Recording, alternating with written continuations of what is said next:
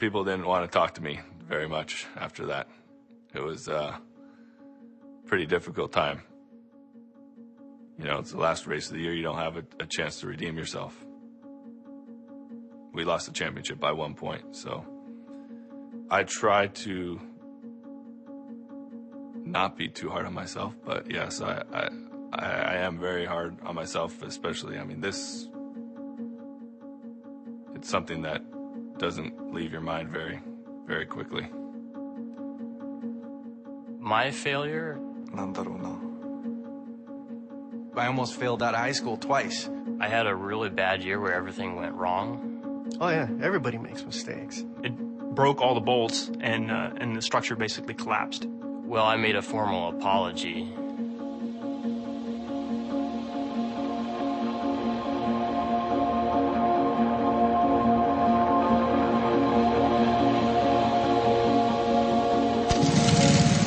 I can remember when I was out at the go-kart track one day, you know, you use a stopwatch and time the lap, and I remember I kept giving myself like 1 second less. Like, okay, was that 41 seconds that time? Was that 40 seconds that time to get around?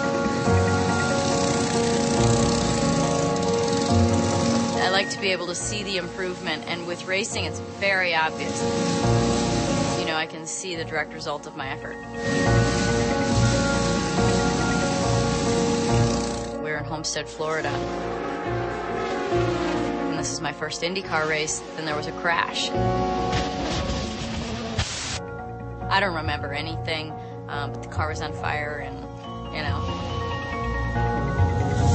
My brain was covering up for the fact that this was a bit of a heightened situation, that I shouldn't be aware of what's going on right now, but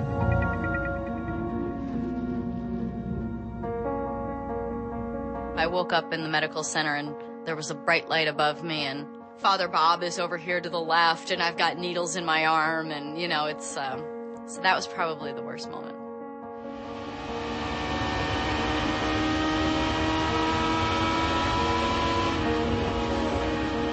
You're driving your car, and you feel frightened a little bit. We bump up against that feeling as much as we can to try and push that limit further and get comfortable there, and then push it again. So, you know, you're constantly on the brink of crashing, because that's the fastest. So much of racing is failure. Failure is a byproduct of pushing the envelope. You push the envelope of performance until things fail. When you fail, it's not necessarily looked at as a bad thing, as long as you learn from it and make something positive out of it. Honda's not a car company. Of course, Honda started as a motorcycle company. More than anything, Honda's an engine company. From the president on down, throughout its history, it's been engineering-oriented. Engineers, for better or worse, always want to change things and advance. これはね、もう全てが本田宗一郎の要求するものが全てそういうことになってます。ですから、まあ100回トライして、99回失敗してもいいんだと。本田宗一郎の考え方そのものが、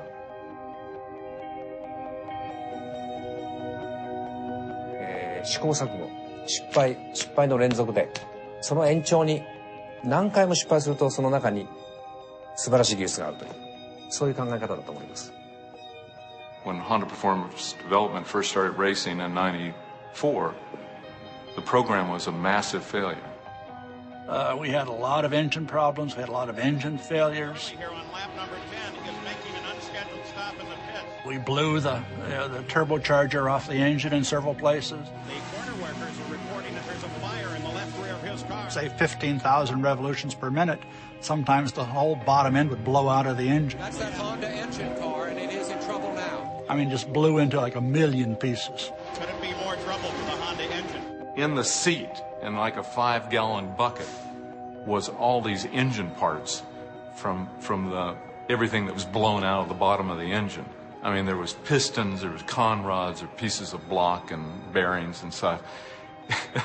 And one of the Japanese engineers that was here on assignment was all concerned because he was afraid that there were other pieces of the engine out there on the racetrack that they failed to pick up. And he was all concerned that our competition would learn our know-how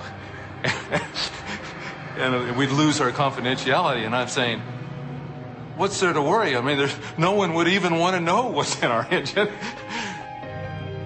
There were a lot of failures in 1994.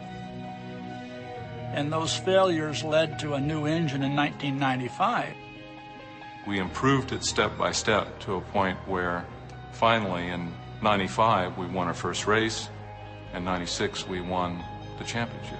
Honda now is the sole supplier of engines for the IRL, or the Indy Racing League. We'd really prefer to have some competition in the series, but perhaps the Honda success drove some of them out. Maybe they'll come back. One of my worst ideas happened the very first week I worked at Honda. And my boss said, okay, I'm going to Japan in a couple weeks and I need proposals for new colors for all the 96 models. It's like Civic and Accord wagon.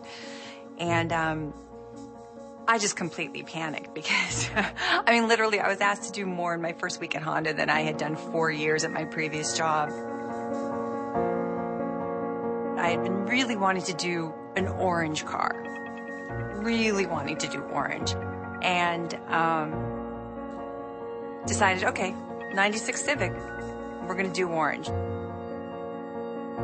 Really without doing my homework completely, I proposed this color. I get in this big room and it's, you know, sales, engineering, and design. It's the balance of powers where everybody makes the decisions, you know, to see what goes into mass production. And I think they're all looking at this new person, this new designer, thinking, well, maybe we should trust her. So they went ahead and they put the orange into production and the dealers flipped. It's like, what is this hideous color? It's like, stop production of this immediately. That's okay, right? I mean, if you've got a boss that's telling you to take a chance, and if you make a mistake or fail, you know, just try not to do it again, and try to learn from that. You know, that's a good thing. I mean, you take chances. You know, I think everybody in that room understood they were taking a chance, but they were willing to take that chance.